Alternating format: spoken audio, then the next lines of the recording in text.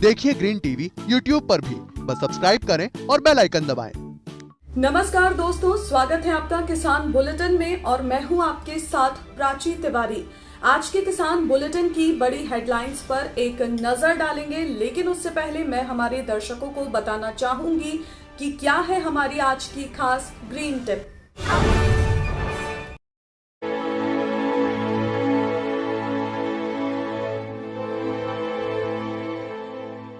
जून जुलाई में 2x2x2 feet के गड्ढे यानी 2 मीटर लंबे, 2 मीटर चौड़े और 2 मीटर गहरे गड्ढे खोद लें। ये गड्ढे 8-8 मीटर की दूरी पर खोद सकते हैं। यदि सघन लगाना चाहते हैं तो गड्ढों की दूरी कम कर सकते हैं। अब इन गड्ढों को 10 से 15 दिन के लिए धूप लगने के लिए खुला छोड़ दें।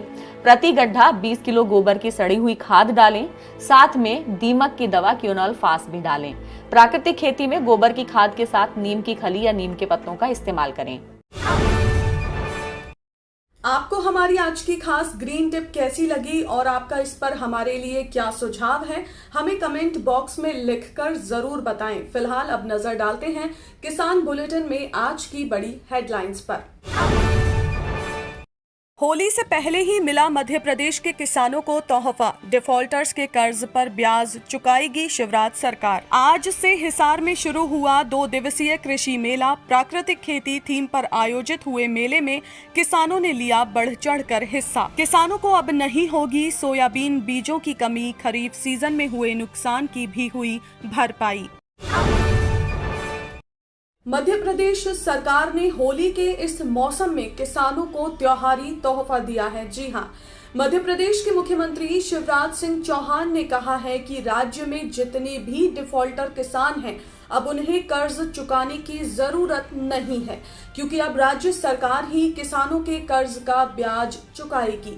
मुख्यमंत्री शिवराज सिंह चौहान ने मध्य प्रदेश विधानसभा में कर्ज माफी के नुकसान और किसानों को लेकर वर्तमान सरकार के बीते 2 साल के कामों का लेखा जोखा भी पेश किया।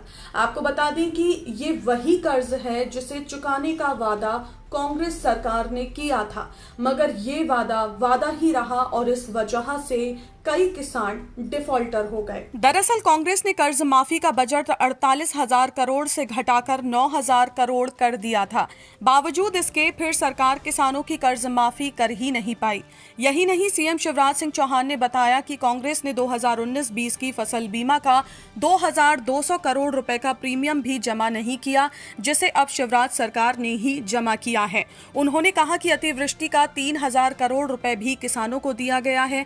कृषि क्षेत्र में 15,000 करोड़ बिजली सब्सिडी भी दी गई है। मध्य प्रदेश के मुख्यमंत्री के मुताबिक 79 लाख किसानों को 16,000 करोड़ किसान सम्मान निधि के दिए गए हैं।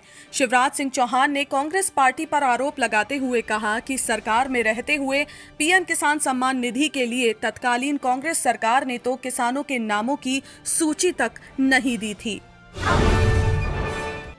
दिल्ली और बिहार के बाद अब हरियाणा में भी 15 मार्च यानी कि आज से 2 दिवसीय कृषि मेला शुरू हो गया है।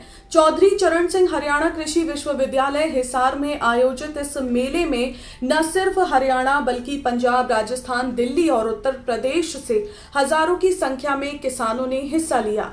मेला प्राकृतिक खेती की थीम पर आयोजित किया गया। आपको ये भी बता दें कि इस मौके पर प्रगतिशील किसानों को सम्मानित भी किया जा रहा है। इस मौके पर महाराणा प्रताप कृषि एवं प्रौद्योगिकी विश्वविद्यालय के कुलपति डॉक्टर नरेंद्र सिंह राठौड़ मुख्य अतिथि के तौर पर शामिल हुए, जबकि लाला लाजपत राय पशु चिकित्सा एवं पशु विज्ञान विश्वविद्यालय हिसार के कुलपति डॉक्टर विनोद कुमार वर्मा और महाराणा प्रताप बागवानी विश्वविद्यालय के कुलपति प्रोफेसर समर सिंह विशिष्ट अतिथि के तौर पर मौजूद रहे। मेले के दौरान आने वाले किसानों की खेती-बाड़ी संबंधी समस्याओं के समाधान के लिए किसान गोष्ठियों का आयोजन किया गया। इस दौरान विश्वविद्यालय के वैज्ञानिकों ने किसानों की कृषि व पशुपालन संबंधी समस्याओं का हल बताया। इसके साथ ही किसानों को फसलों, बीजों, किस्मों और अन्य सभी उपयोगी चीजों के बारे में जानकारियां मुहैया करवाई गई। मेले में कृषि संबंधी व कृषि औद्योगिकी प्रदर्शनी भी लगाई गई ताकि किसानों को आधुनिक कृषि यंत्रों और तकनीकों की जानकारी मिल सके। आपको बता दें कि इससे पहले कुलपति प्रोफेसर BR कंबोज ने कृषि मेला में व्यवस्थाओं के लिए गठित कमेटियों के कार्यों की प्रगति की समीक्षा भी की और इस आयोजन को सफल बनाए जाने के लिए किसानों से भी आह्वान किया कि वो कृषि मेले में आकर विश्वविद्यालय द्वारा विकसित विभिन्न फसलों की उन्नत किस्मों एवं तकनीकों का अधिक से अधिक लाभ उठाएं।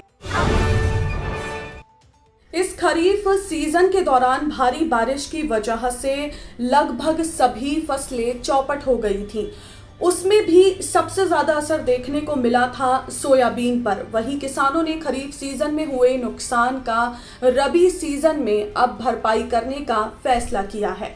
इसलिए किसानों ने ज्वार उगाने से ज्यादा सोयाबीन का विकल्प चुना और अब ऐसा लग रहा है कि किसान अपने इस प्रयोग में कहीं ना कहीं सफल हो रहे हैं। जी हाँ, कृषि विभाग और बीज केंद्र की वजह से ही ये मुमकिन हो पाया है। अब जब गर्मियों में सोयाबीन पूरे जोरों पर है, जिससे खरीफ सीजन में बीजों की जो चिंता है वो कहीं ना कहीं अब दूर हो गई है। इससे जिन किसानों ने गर्मी में सोयाबीन बोया है उन्हें खरीफ में बीज की किल्लत नहीं होगी और अधिक पैदावार भी मिलेगी। दरअसल सोयाबीन खरीफ मौसम में इतनी अच्छी तरह से अंकुरित नहीं होती है जितना इस बार गर्मी के मौसम में हुई है। बात करें अगर मराठवाड़ा की, तो वहां के लातूर जिले के उस्मानाबाद में सोयाबीन की पहली बुआई हो चुकी है और उपज 4 से 5 क्विंटल प्रति एकड़ है।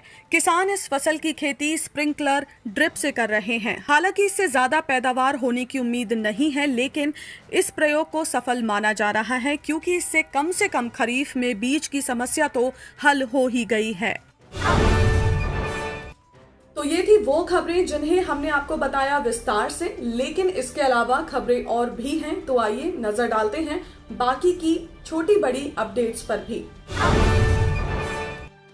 राजस्थान सरकार में सहकारिता मंत्री उदयलाल आंजना ने केंद्र पर डीएपी की आपूर्ति को लेकर बड़ा आरोप लगाया है। दरअसल सहकारिता मंत्री उदयलाल आंजना ने विधानसभा में कहा है कि केंद्र सरकार से डीएपी खाद की जितनी मांग की गई उतनी डीएपी कभी मिली ही नहीं।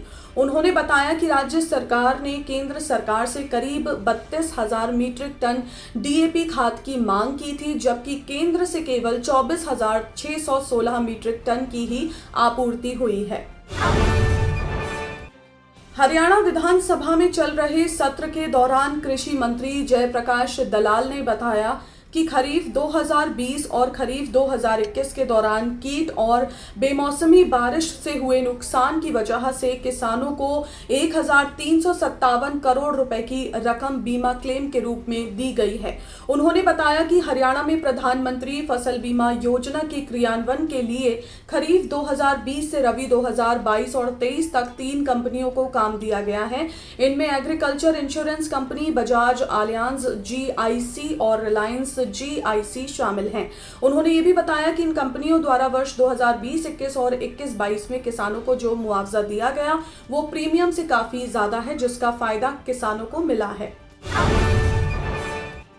हरियाणा सरकार में मंत्री संदीप सिंह ने बताया कि पिछले साल यानी 2021 में किसानों को कुल 27,000 करोड़ रुपए दिए गए हैं। संदीप सिंह ने कहा कि सरकार न सिर्फ किसानों की उपज की न्यूनतम समर्थन मूल्य पर खरीद कर रही है, बल्कि प्राकृतिक आपदाओं से फसल को होने वाले नुकसान के एवज में 15,000 रुपए बढ़ाकर मुआवजा भी दे रही है। अभी हाल ही में खरीफ सीजन 2021 में हुए फसलों के नुकसान के एवज में किसानों को 561 करोड़ रुपए दिए गए हैं। वहीं प्रधानमंत्री फसल बीमा योजना के तहत पंजीकृत किसानों के दावों के भुगतान के लिए 700 करोड़ रुपए जारी किए गए हैं।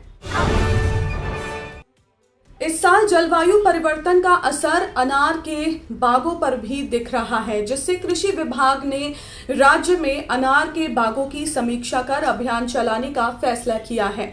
इसलिए कृषि वैज्ञानिक और कृषि अधिकारी सीधे किसानों के पास आएंगे और उनका निरीक्षण करेंगे।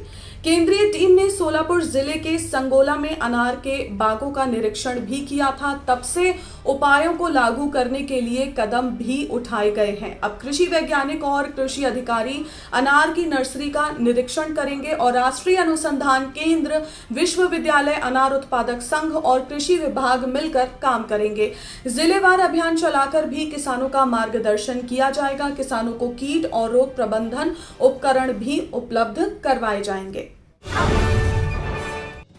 संयुक्त किसान मोर्चा की बैठक में दोबारा से किसान आंदोलन शुरू करने का फैसला लिया गया है। जी हां, किसान नेता डॉक्टर दर्शन पाल ने बताया कि 21 मार्च को देश भर में रोष प्रदर्शन होगा। इसके बाद 25 मार्च को चंडीगढ़ से ट्रैक्टर मार्च निकाला जाएगा। संयुक्त किसान मोर्चा से जुड़े सभी संगठनों की बैठक में सर्वसम्मति से ये फैसला लिया गया है कि अगले महीने 11 से 17 अप्रैल के बीच एमएसपी की कानूनी गारंटी सप्ताह मनाकर राष्ट्रव्यापी अभियान की शुरुआत की जाएगी। हालांकि पंजाब और यूपी में विधानसभा चुनाव के बाद एसकेएम से जुड़े करीब दर्जन भर किसान संगठन अब संघर्ष से किनारा करते नजर आ रहे हैं। वहीं भाकियू के राष्ट्रीय प्रवक्ता राकेश टिकैत ने कहा है कि वो एसकेएम के साथ हर हाल में है। आज के किसान बुलेटिन में फिलहाल के लिए बस इतना ही। आप स्वस्थ रहिए और अपना ध्यान जरूर रखिए। फिलहाल मुझे दीजिए इजाजत। नमस्कार। देखिए ग्रीन टीवी यूट्यूब पर भी, बस सब्सक्राइब करें और बेल आइकन दबाएं।